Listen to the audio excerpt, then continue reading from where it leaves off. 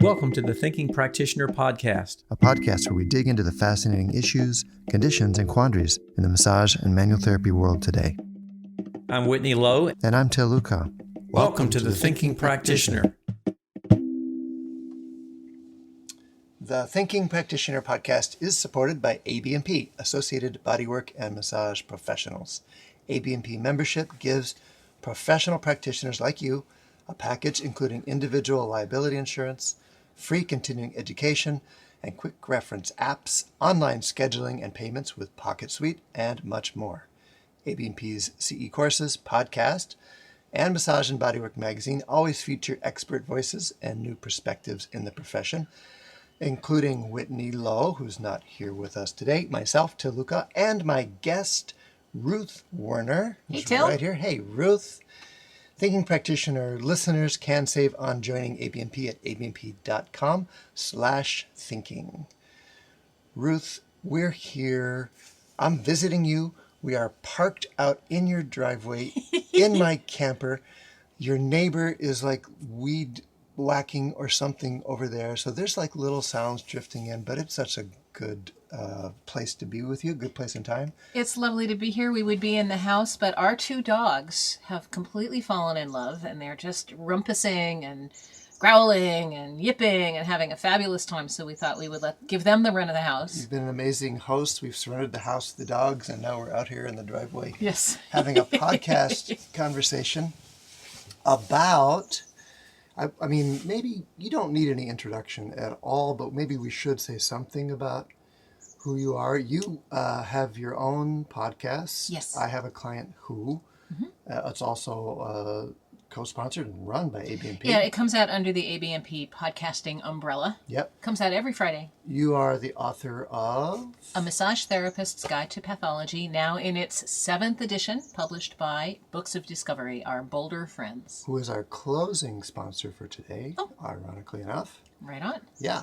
Anything else you want people to know about you? I write the pathology column for Massage and Bodywork magazine. Which is where I saw this article I want to talk about. Yeah. Anything else? Oh, continuing education provider. I have a few classes, online self-paced classes that are available through my website at ruthwerner.com. Okay, we'll put that in the show notes. Great. So I wanted to talk to you about your most recent article in the July-August 2022 edition of Massage and Bodywork. You called it Long-Term Lyme Disease, Controversies and Challenges. Mm-hmm. And I always love reading your stuff because you really do your homework.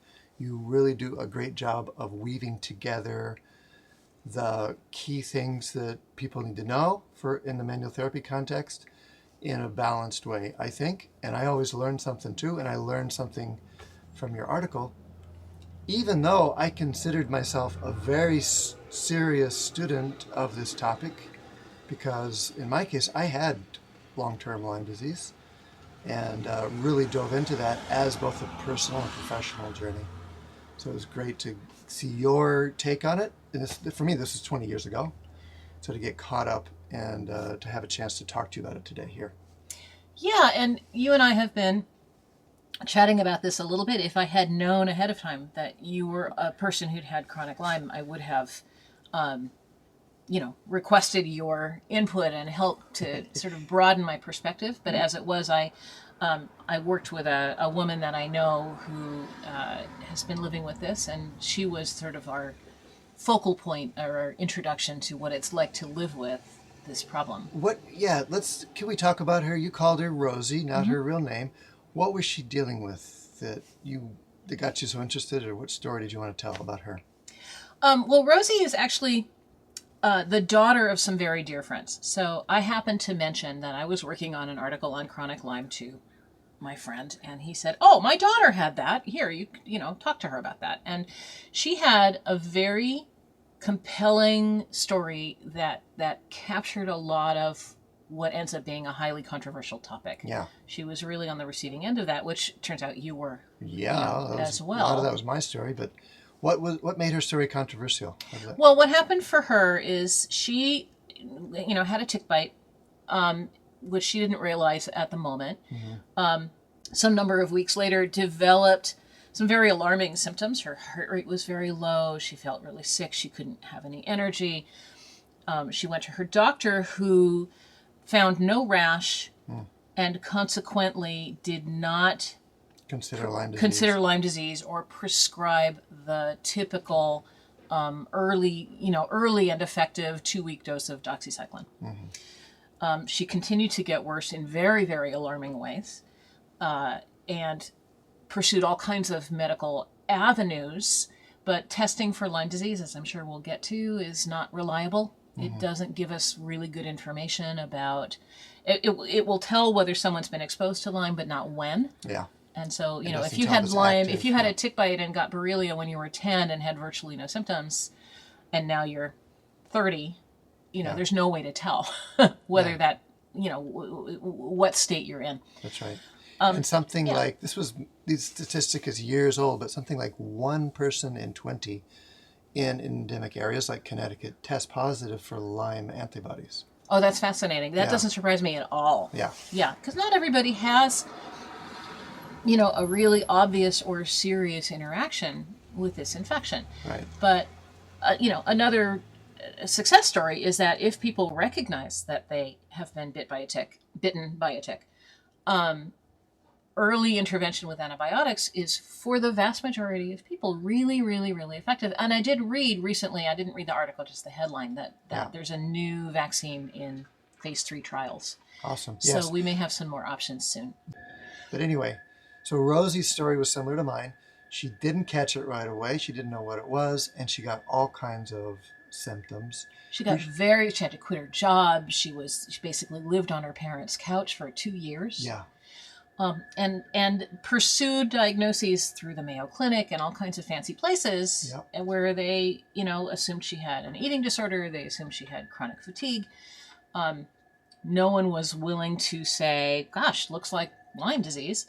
And she ended up finding a doctor who was willing, without having examined her, which is something that I still get angry about. Doesn't sound so good. Prescribing very high dose and very long-term antibiotics. Yeah. So high dose that her pharmacist didn't want to fill the prescription, and so harsh on her that she literally, at one point, sat down to discuss her funeral plans with her mother because she was so disabled by this course of antibiotics. And that doctor ended up being under investigation and losing his license and, all that. But that said, something changed for her. At the same And we time? don't, yeah, at the same that? time as she was finishing her treatment.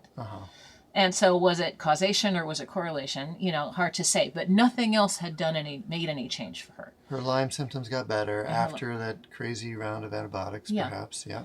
And she, she's now highly functional. She has a beautiful job. She started her family. Awesome. She's, I actually saw her a couple of weeks ago. Oh, nice. And she's doing very, very well. She has some lingering effects. Her heart rate has never really returned to normal. She has some digestive issues. Interesting. That could be related either to the antibiotics or to the Lyme. We don't, we won't know. Could be the one. But she's no longer disabled. Parallel to my story in that I got a pretty clear diagnosis. I didn't have that struggle, which is a big struggle for a lot of people with Lyme, even figuring out what's going on. I knew I got bit by a tick. I knew I got the rash. I knew it was Lyme disease. It did respond initially to antibiotics. And then when I would stop the antibiotics, it would get worse again. So you started your antibiotics when in relation to 3 your tick months bite? after the bite. So that's, you may have missed that Longer earliest window of That's opportunity because you were traveling, right? I was traveling. I got it while I was traveling and teaching in Africa, South Africa. I got the tick bite. It got better. I ignored it. The rash that came later, I attributed to traveling in hot countries and the waistband of my pants. And then it was not, by the time I got to Switzerland, I realized, okay, this is persistent. I need to get this checked out. And that was 3 months later. So no, I didn't catch it as early as I would have liked to. The antibiotics, I did give a positive Western blot, which showed, again, not it was current or past, but I had Lyme going on as a factor. The antibiotics did make it better for me, but like I said, only while I was taking them. and not completely. They reduce the symptoms by maybe 50%. Can you talk about those symptoms? Headaches, body aches. It was like having the flu. It's like the first couple days of a flu where everything just aches and your skin is painful. Do you have inflamed lymph nodes? Sometimes, yep. Yeah, not huge, but they were sometimes tender or a little swollen. Do you have fever? Not a fever. And it just went on and on and on. It would persist, and it would cycle throughout the day. There were, other symptoms too, like brain fog, like just the cognitive impairment.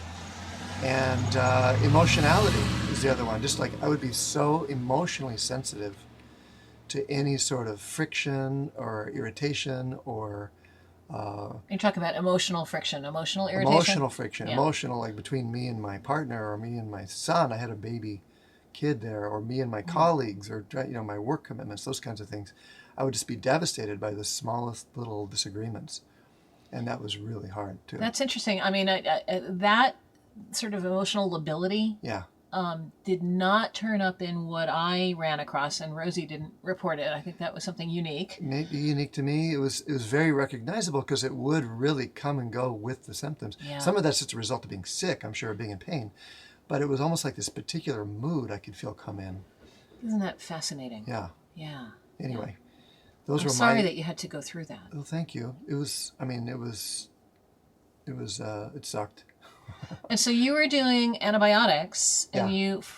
about how long were you? I mean, I know that it was sort of cyclical, right? Yeah. You sort of did it as needed. I did it most of 3 years. Wow. Most of 3 years. That must have done a number on your gut too.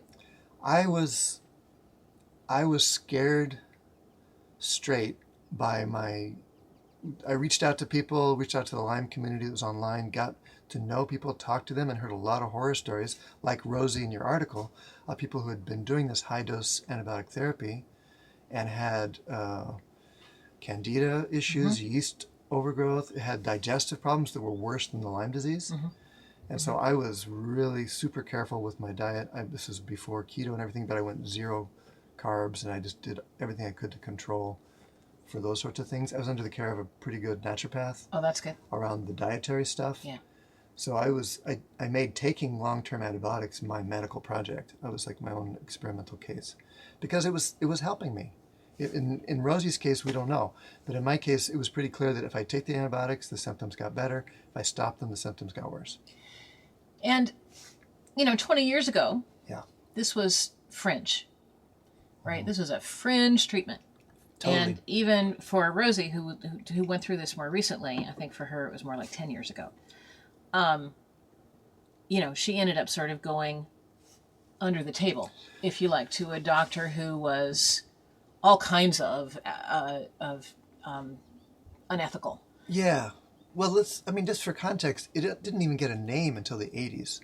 Right. And this was the end of the 90s, beginning of the 2000s that I had it. Everything was fringe. They didn't know anything. Right. And the CDC was just coming out with guidance, even after I'd started my treatment. It was still emerging at that point, so we didn't know what mainstream was or what fringe was. People were trying things that seemed to be working. So, Right. okay, that's the only thing that was out there. But no, you're right. That has emerged as a non-approved treatment to take that much antibiotics for that. And there's a couple of good reasons for that. And Yeah. I'm not saying that your experience didn't happen or that Rosie's experience didn't happen. They did. Yeah. But, that needs to be done with the knowledge that large-scale testing of these kinds of treatment protocols doesn't show reliable benefit, and it does show substantial risk of harm. Yeah. And if you average it over the populations, we haven't been able to see that long-term antibiotic use improves that average groups of symptoms. And what I learned from this, which came up in the article, is that the most effective treatments for people who are having symptoms of what we'll call long-term Lyme disease is to treat it by the individual, not in terms of what large-scale research says, but what seems to work for this person without hurting them. Those are the recommendations you mentioned in your article that have emerged, like a combination of things of support in different ways that are tailored or customized to the person. The customization is absolutely key. Yeah.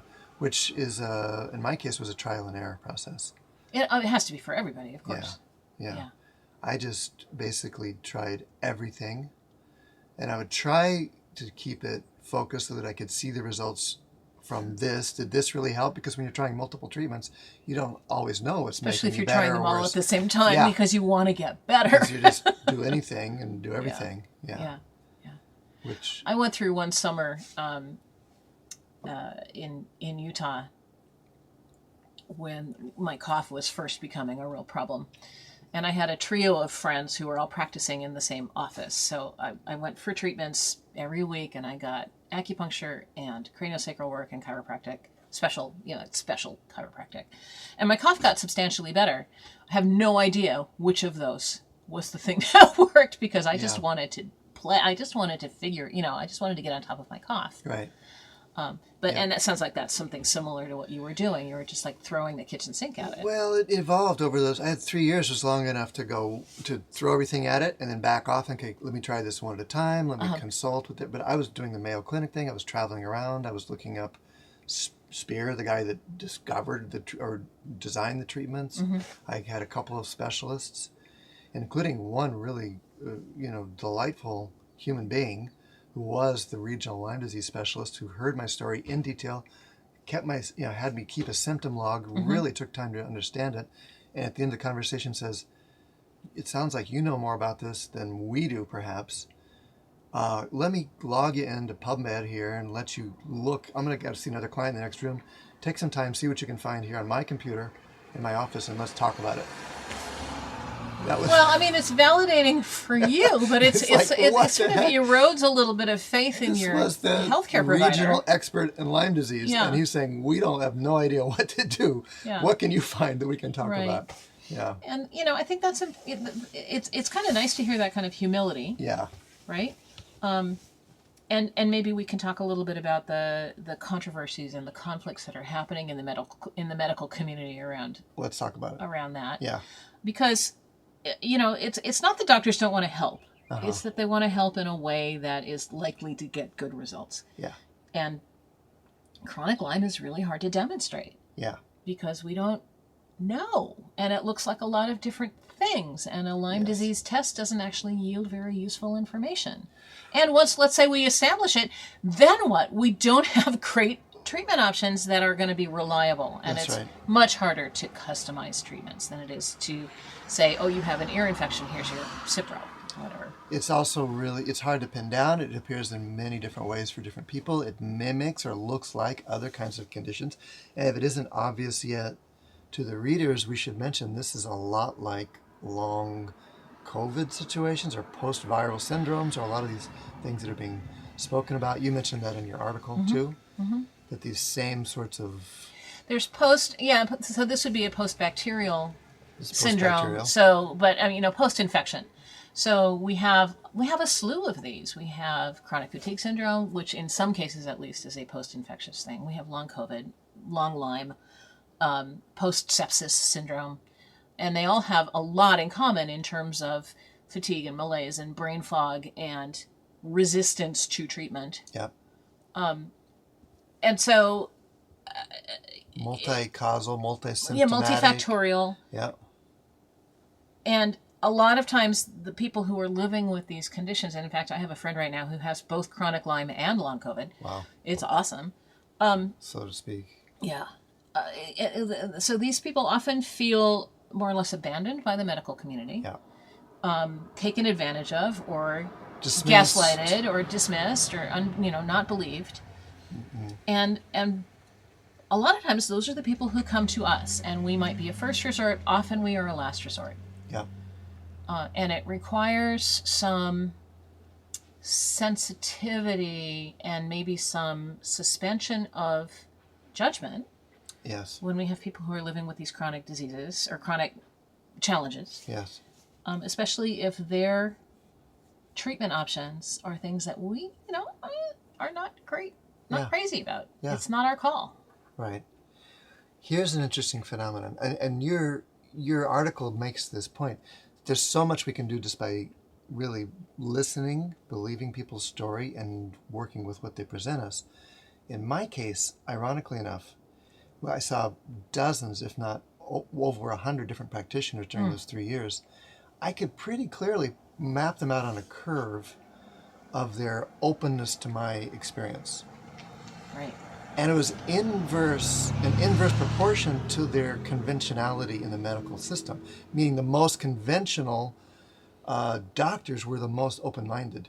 Oh, that's nice to hear. And the most alternative were the most certain and clear that everything else I was doing was harming me and a waste of my time and I shouldn't be doing it, which was not a helpful message, especially as presented by some of them in particular cases. The scoffing, turning their head like, oh my God, slapping their forehead when they heard other treatments I was making. When I was in a desperate place. So disrespectful. Well, it's unconscious about the impact of that. As we learn more about the placebo and nocebo relationships and the power of the context, they were demonstrating that they didn't approve of my other treatment choices and probably with the best of intentions, trying to steer me toward what they thought would help. But their style, but also their certainty and closed attitude toward other stuff ended up not being helpful for me. That makes me so sad to hear. Yeah. And also, happily surprised that conventional healthcare providers, I don't know why I'm surprised about that, but that more, conventional in terms of being medically mainstream. Yes. Were more open-minded. And, largely because we got nothing. So I mentioned the specialist who turned his computer around and let me just dig into whatever he could find. Yeah. The other guy was an infectious disease specialist, the lead guy in Denver. Mm-hmm. Finally got an appointment after waiting 2 months. Similar, heard my story, and basically said, we got nothing. But how is this for you emotionally? He was Nice. He was the first guy to ask that. Wow, good for him. I nearly start crying talking about it now because that was the impact at the time. Yeah. Of course, all he could do is listen and says, would you like me to write you a script for some antidepressants? Right. Which I didn't need, but can be helpful in those kind of situations too. Absolutely. Totally can. Because when depression gets layered on top of chronic things, the chronic things become harder to treat. That's right. Yeah. That's right. I'm glad that he did that. Yeah. I'm really glad. And I'm not suggesting that massage therapists should ask, how has this affected you emotionally? Nice. Right? It's sort of not our,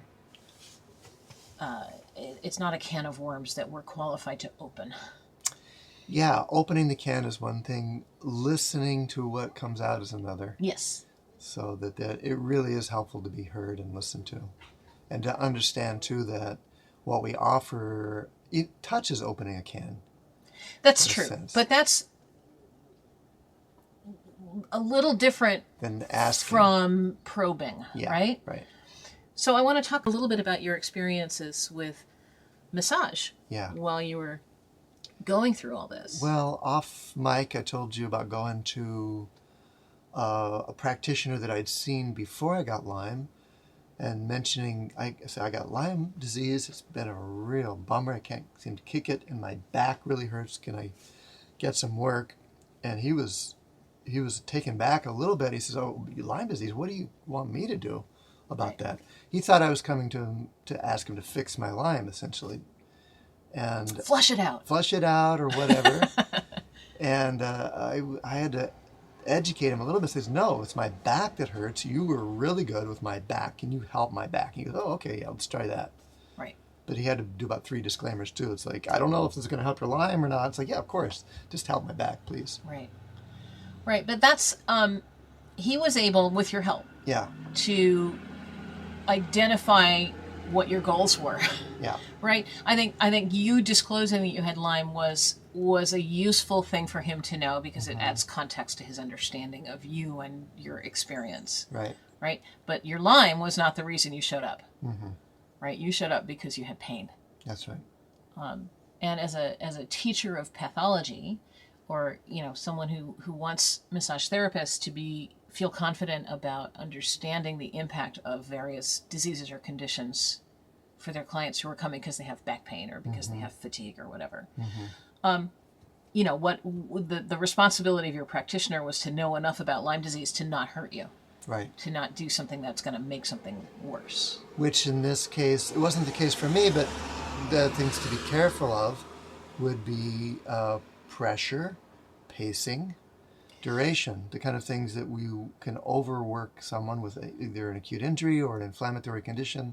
Yeah, I remember a lot of times with Lyme, because they thought it was a form of arthritis. They thought it was a form of rheumatoid arthritis for a while. Yeah. So a lot of people with late-stage Lyme have really painful inflammation of the large joints. Yeah.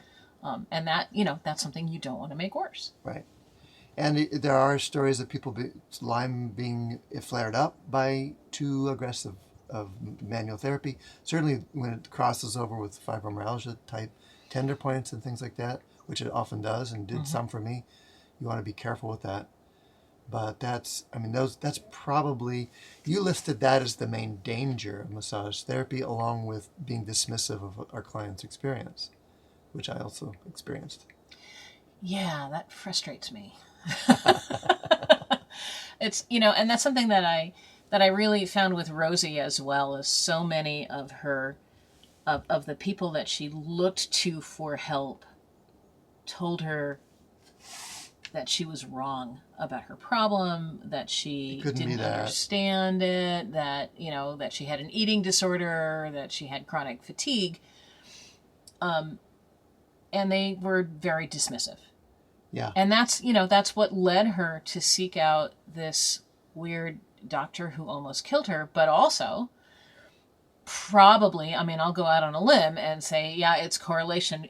I'm open-minded to it also being causation, that this course of antibiotics did something for her that eventually helped her turn the corner. Yeah. I'm glad that she didn't die because of it. Yeah, me too. And I'm glad that I didn't end up with worse complications from 3 years of antibiotics. Yeah. But there's people are desperate in that case. I knew people that were giving themselves malaria.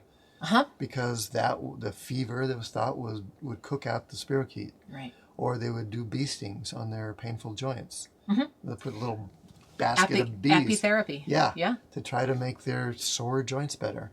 So people are desperate for things that will help them, and they're willing to sacrifice, part of their health to improve the rest of it.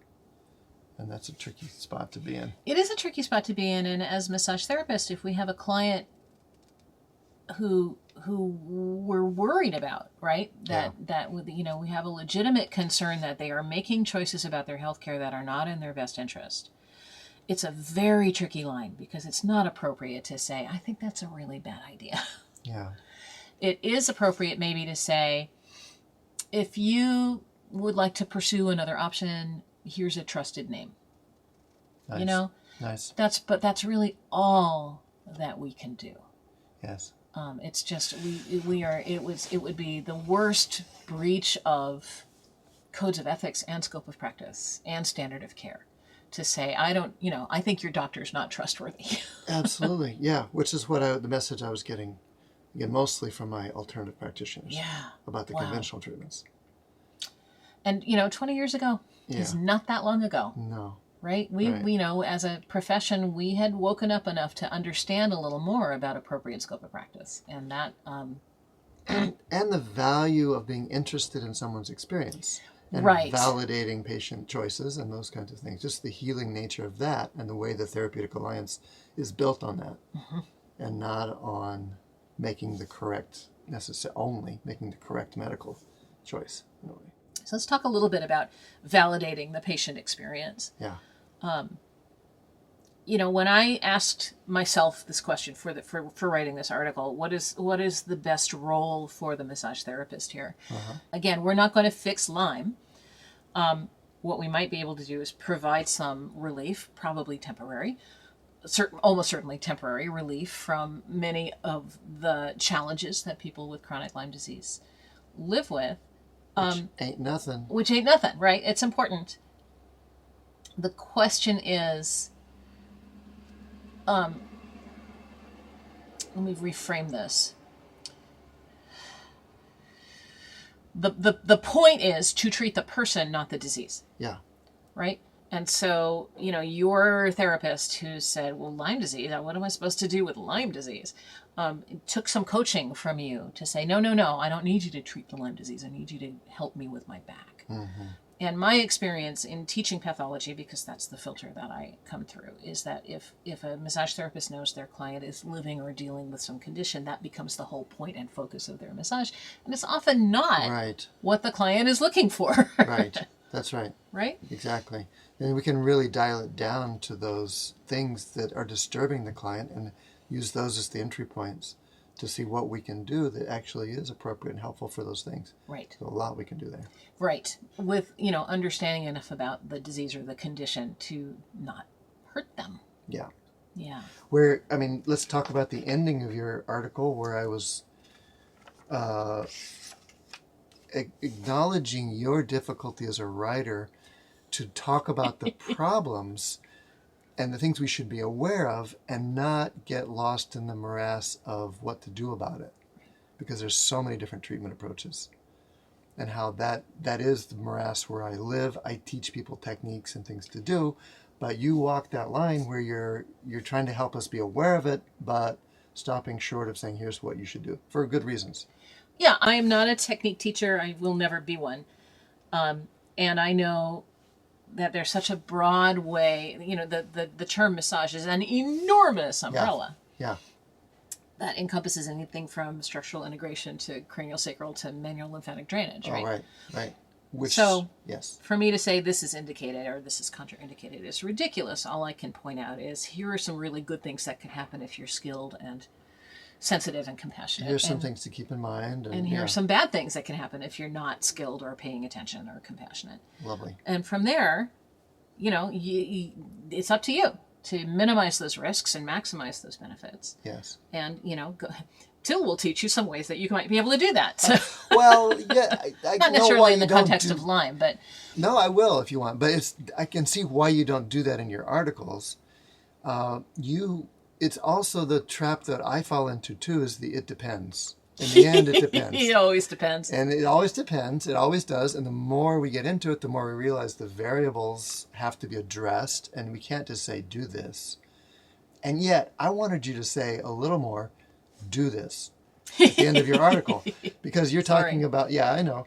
We talked about it, but you finish beautifully. You say... your fourth step in your critical thinking protocol, consider possible strategies and alternatives. In this step, we need to survey our own experience and history with similar situations.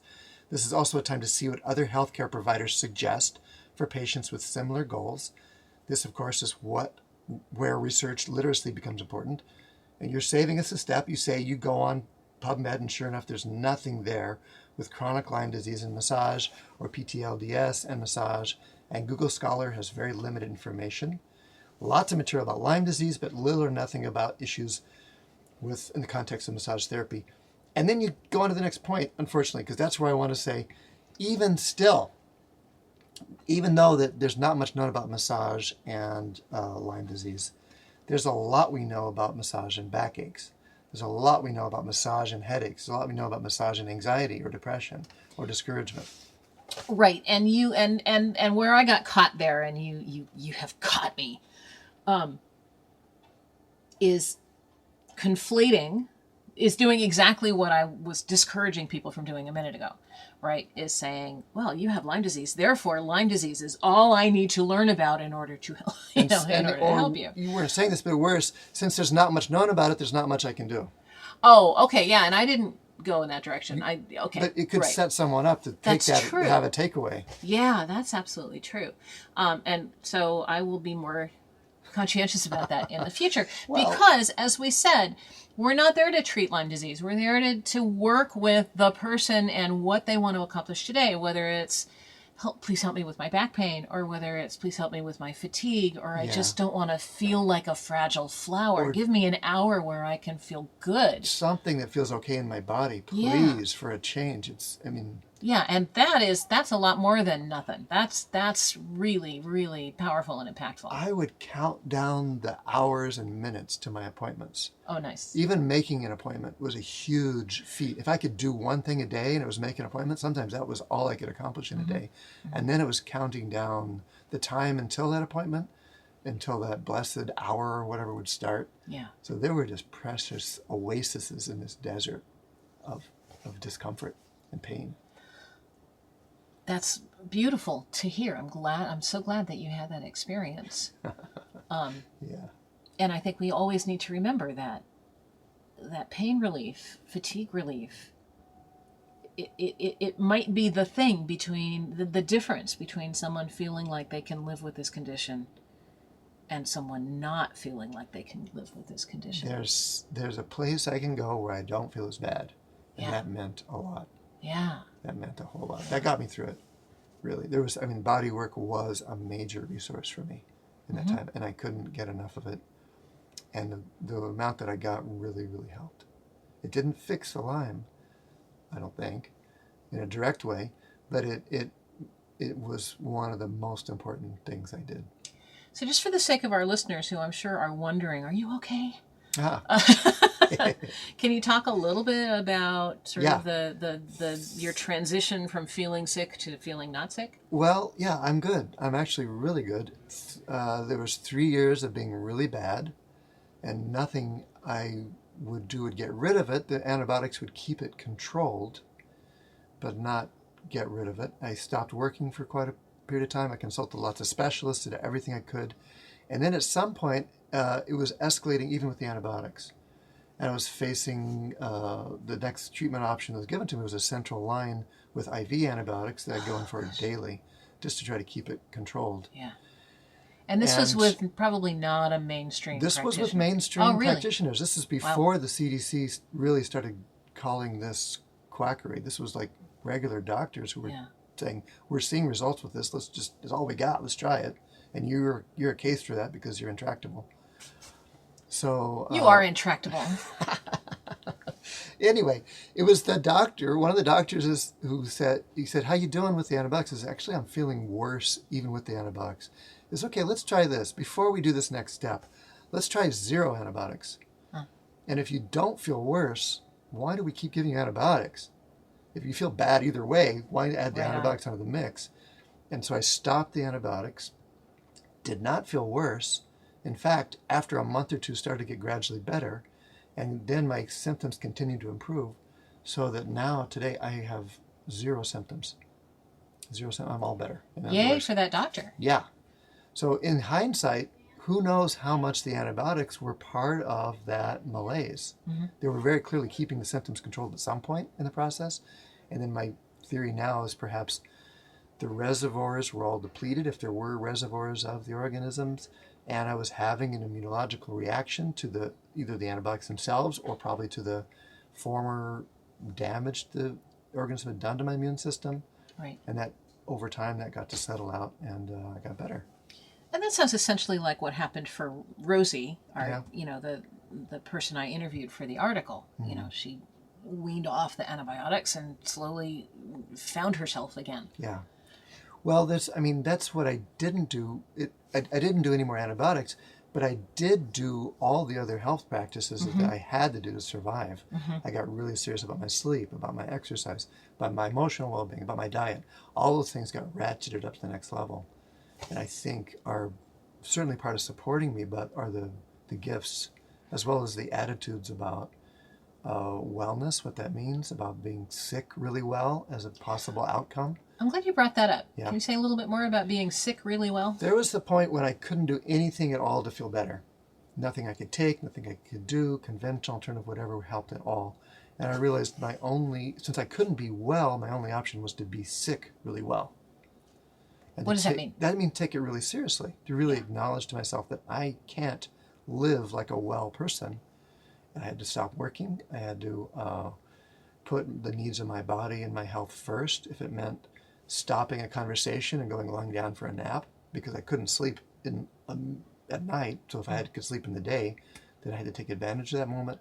100 ways of putting that into practice, just like to say, take the disease seriously and respond to its demands. And that's a tricky thing. To take your challenge seriously without deciding, okay, well, this is who I am now. Yeah, I had to undecide. You know what I mean? I had to give up who I was before. Yeah. Because of what I was doing. I'm a powerhouse guy. I got this work I do that helps people, I can keep doing it. Even if I'm sick, I can just be present in my illness. And, I worked with that for a while. Yeah, right. But in the end, I had to say, no, I'm not that guy anymore. I can't say no to this chance to sleep and be okay, for example. Mm-hmm. But you're talking about going the other way and deciding that I was a sick person. Right. And that I couldn't find a way to be okay without that identity as well. Yeah, and I think, that's a phenomenon that's very understandable. It's superhuman. Yeah. It's very human. Right. It's not superhuman. It's very, very human for people, especially people who are living with chronic illness and chronic pain, to just have their identity become entangled with that experience to the point where it becomes really, really hard to give that up. We can sense that or imagine that in our clients who just need to tell us their story in exquisite detail, and who aren't, particularly open to other ideas. Or we can start to imagine that there's an identity or a story. It feels there. like they're married to it. Yeah, it becomes who we are in the new sense. Yeah. But it all probably involves being fluid in that attachment we have, because I had to let go of my previous well person identity. Right. And then when I did start to get better, I really had to realize, wow, I don't have to go back to that. There's a bunch of stuff that I got relieved of in life that I don't want to take on again, of pushing myself that hard, for example. Nice. Or doing things I didn't really want to do. Right. I didn't need the, I'm too sick to go to school card not to have to do those things anymore. Right. You don't have to play the sick card to say, no, I don't want to do that. That's right. Good for you. Exactly. Wow, what a painful, long, but fruitful learning experience. It turned out that way. Yeah. But thank you for listening. And thank you for your article. I just got to say, I probably gushed even more before we started the recording just about how you really did hit the important things people need to know. You captured the essence of what I've told in my story and made people aware of that, as well as updating me and the rest of us on the landscape of the medical legal situation there and the ways people are being missed by the medical system and helped, and how the care we need to have around that. Thank you. Thank you very much. I really appreciate it. And I really also really appreciate your catching me on that.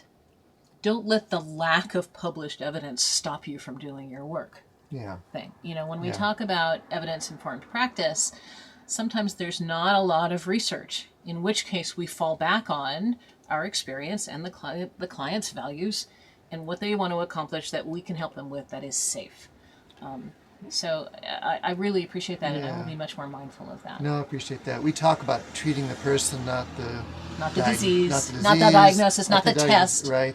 And that has so many implications. It means looking for ways that we can help with that person right now sitting in our practice room. Yeah. And there's usually so many ways. Yeah. Isn't that great? Yeah. Thank you, Ruth. Thank you, Til. All right. Our closing sponsor is Books of Discovery, who has been a part of the massage therapy education world for over 20 years. Thousands of schools around the world teach with their textbooks, including one of yours. Yes, Ruth. E-textbooks and digital resources. In these trying times, this beloved publisher is dedicated to helping educators with online-friendly digital resources that make instruction easier and more effective in the classroom or virtually. Books of Discovery likes to say, learning adventures start here. They see that same spirit here on the Thinking Practitioner Podcast, and they're proud to support our work, knowing we share the mission to bring the massage and bodywork community enlivening content that advances our profession. Check out their collection of e-textbooks and digital learning resources for pathology, kinesiology, anatomy, and physiology at booksofdiscovery.com, where Thinking Practitioner listeners save 15% by entering Thinking at checkout. Thanks to all of our sponsors. Stop by our site for show notes, transcripts, and extras.